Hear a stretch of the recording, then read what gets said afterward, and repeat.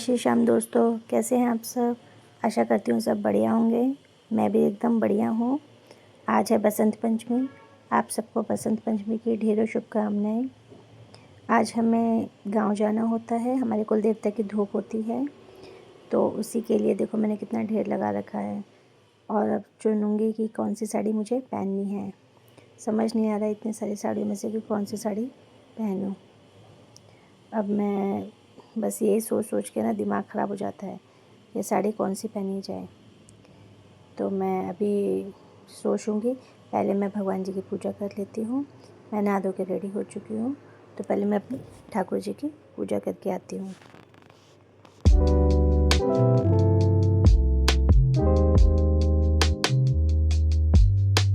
मैं बैठा के पूजा करी, हाथ जोड़े भगवान जी के आगे। दूसरी तरफ मैंने चाय बनने के लिए रख दी है। अब जैसे चाय बन रही है, साइड में मैंने पानी गर्म कर लिया पीने के लिए। अभी चाय थोड़ी देर में बन जाएगी। और फिर मैंने चाय 1 कप चाय जो है डैडी को दी है पीने के लिए। और फिर ग्लास में थोड़ी सी चाय छान के हस्बैंड को दी है। वो ग्लास में ही चाय पीना प्रेफर करते हैं। सारा काम ख़त्म करने के बाद अब बारी आती है अपने टारगेट को पूरा करने की, जो है इतने ढेर में से एक साड़ी चूज़ करनी। तो अब हम सारी साड़ियों को लगा लगा के देखेंगे कौन सी अच्छी लग रही है, ये पहने या वो पहने। इतनी मशक्क़त करनी पड़ती है एक येलो कलर सोचने के लिए। इतनी सोच विचार करने के बाद एक साड़ी चूज़ कर ली और मैं रेडी हो गई हूँ। ये साड़ी मैंने चूज़ करी है कि मुझे ये पहननी है और मैं पहन के रेडी हो गई हूँ। अब थोड़ा सा मेकअप कर लेते हैं। यहाँ बेटा भी मेरा बिल्कुल रेडी होके खड़ा हो गया मेरे संग।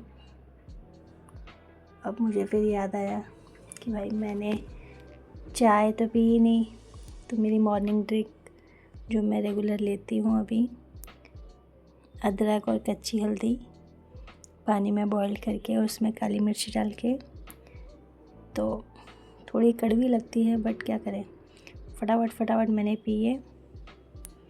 क्योंकि पूजा का सामान भी रखना होता है, रखने के बाद याद आता है ये रह तो नहीं गया। फिर सब रेडी हो चुके थे। मैंने भी फटाफट स्वेटर पहना क्योंकि ठंड है और गांव में ठंड ज़्यादा होती है। तो बस फटाफट रेडी होके अब हम निकलने के लिए तैयार ही हो रहे हैं। सारा सामान गाड़ी में चला गया है, सिवाय हमारे। सब गाड़ी में बैठ गए हैं। अब मैं भी गाड़ी में बैठते हैं और भगवान का नाम लेके, देवी देवताओं का नाम लेके अपना चलने के लिए तैयार हो जाते हैं। हस्बैंड भी रेडी हो गए हैं गाड़ी चलाने के लिए और सब तैयार हैं निकलने के लिए। जैसे ही हम निकलने लगे बारिश हो रही थी और रास्ते में चलते चलते भी बारिश थी। बस हम ये सोच रहे थे कि हम टाइम से पहुंच जाएं और जहां पूजा पे जाना है वहां बारिश ना हो, क्योंकि वो ओपन एरिया है जहां बैठ के पूजा करनी होती है। तो बस यही सोच रहे थे कि बारिश ना हो, बट हमें पूरे रास्ते बारिश मिली है। फिर मुझे याद आया कि मैंने मेहंदी भी नहीं लगाई थी, तो मैंने बाज़ार से मेहंदी ली और थोड़ी सी मेहंदी लगाई और बस चलते रहे बारिश में। मन तो था कि बारिश में भीगे, बट मौसम नहीं था बारिश में भीगने का। और फिर हम इस बारिश को क्रॉस करते हुए आगे बढ़ते रहे। लोगों ने रास्ते में खूब मस्ती करी, पुराने गाने सुने, बारिश के पुराने गाने सुने, खूब हंसी मजाक किया, खूब मस्ती करी और कुछ फ़ोटोज़ भी क्लिक करी हुए आप देख सकते हैं। पोज मार के फ़ोटोज़ क्लिक की गई हैं। बाकी हमने खूब रास्ते में मस्ती की।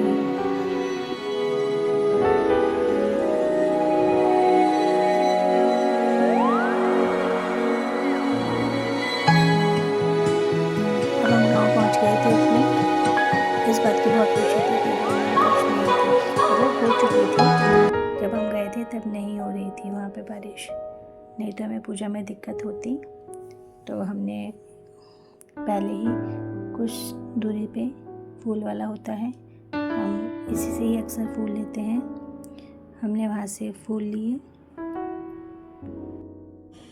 फूल लेके हम बस अपने गांव में एंटर कर चुके हैं और अब हम गाड़ी से उतर के मंदिर की तरफ जाने का ये रास्ता है। यहाँ से हम मंदिर जा रहे हैं और ये हमारे समाध बाबा हैं जिन्होंने कई वर्षों पहले समाधि ले ली थी।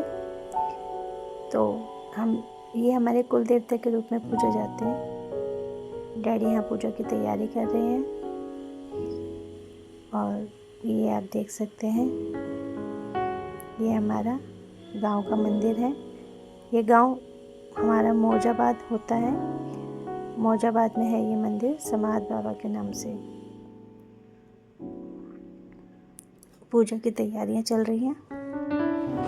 अब आप पूजा पूरे विधि विधान से देखिए।